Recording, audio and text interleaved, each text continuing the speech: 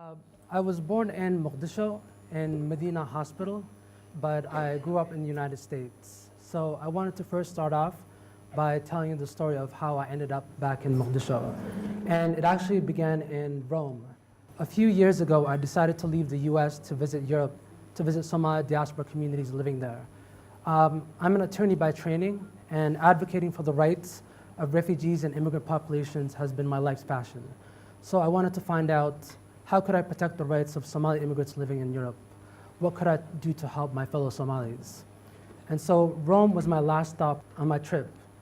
And the first stop was the train station, and my host was the Somali consul to Italy.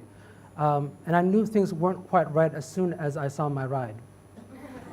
And the consul himself was sitting in the driver's seat.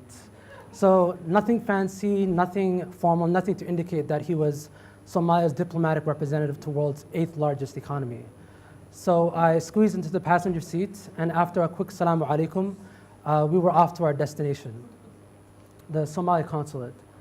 The Somali consulate in Rome is an unassuming brick building on a corner street. I remember walking through black iron gates screeching in protest into a small courtyard. It was completely unattended. It was full of trash and weeds. When we entered, we headed toward the ambassador's office, and I passed through a dim reception hall.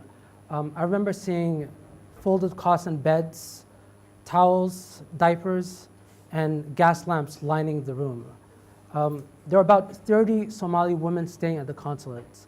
The men, 150 in all, were staying at the Somali embassy across the city. And this is a picture of the Somali embassy. This is actually the parking lot. So I sat at the consular's office. The room was lit up by a single gas lamp. There was no electricity. There was no functioning government at the time, so there was no one to really pay for it. So sitting down, a young Somali woman came in and brought us some tea. I don't remember her name, but I remember her story. She had graduated from a Mogadishu University a couple of years earlier, which in itself is pretty amazing. She went through some incredible obstacles in order to actually graduate. She got her degree. She couldn't find any jobs. She had no opportunities to sustain herself. So she put some money together. She got some money from her family living in the UK, and she decided to leave Mogadishu. She traveled across the Sahara into Libya, and from Libya she found a smuggler who sent her across the Mediterranean Sea into Italy.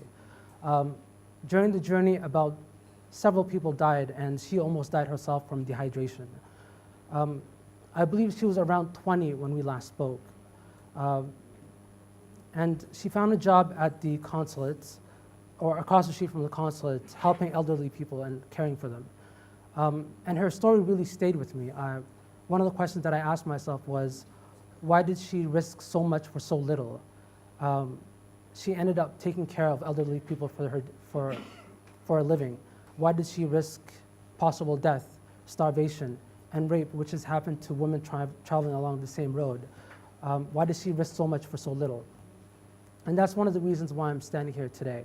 When young people have no employment, where they have no opportunities for upward mobility, when they have no hope, they will risk their lives to strive for anything more, whether it's crossing the Mediterranean Sea or whether turning to crime.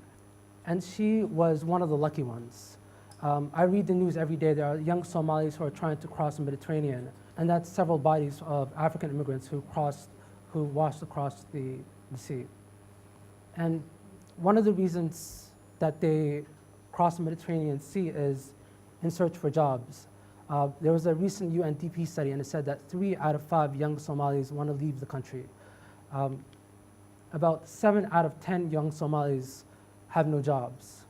And these two numbers are pretty compelling when you think that about 73% of Somalis are under the age of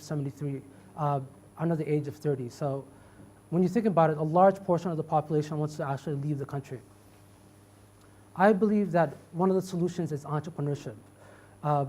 By supporting young people to start up their own businesses, by giving the capital they need, by giving them the opportunity to actually empower themselves, they won't have to set themselves adrift into the sea. I'm actually in Mogadishu hosting a youth leadership summit. I'm training young people on entrepreneurship, how to start up their own businesses, and I'm hoping to connect them with capital and mentors. And so one of the questions that I ask myself is, how do we do that? When you have such a large population of young people, where do you get the capital? When they don't have any support, where do you find the network? And I turn to this number, 1 million. That's the number of Somalis living in the diaspora. And 1.3 billion is the amount of money they send over each year to Somalia. And my solution is that Somalis don't need to depend on aid. They don't need to wait for foreign governments to send them money. They have partners abroad. They have their fellow Somalis who can help them. Yesterday, I had lunch at a gentleman by the name of Ahmed. I believe he's right here. He is from the diaspora, from London, actually.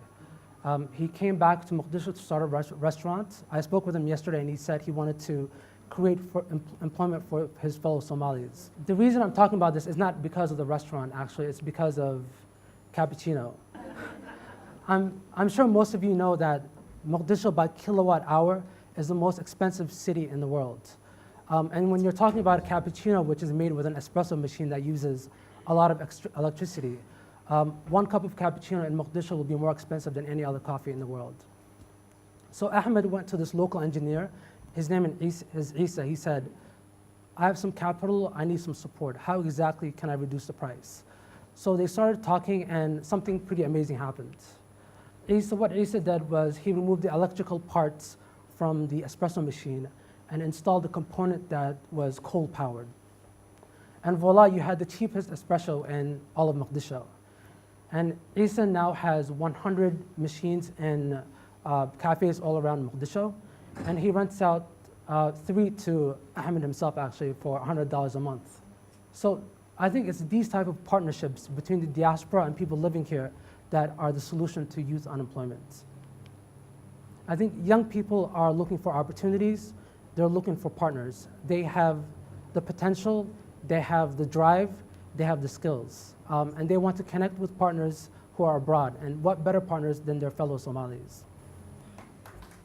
Thank you.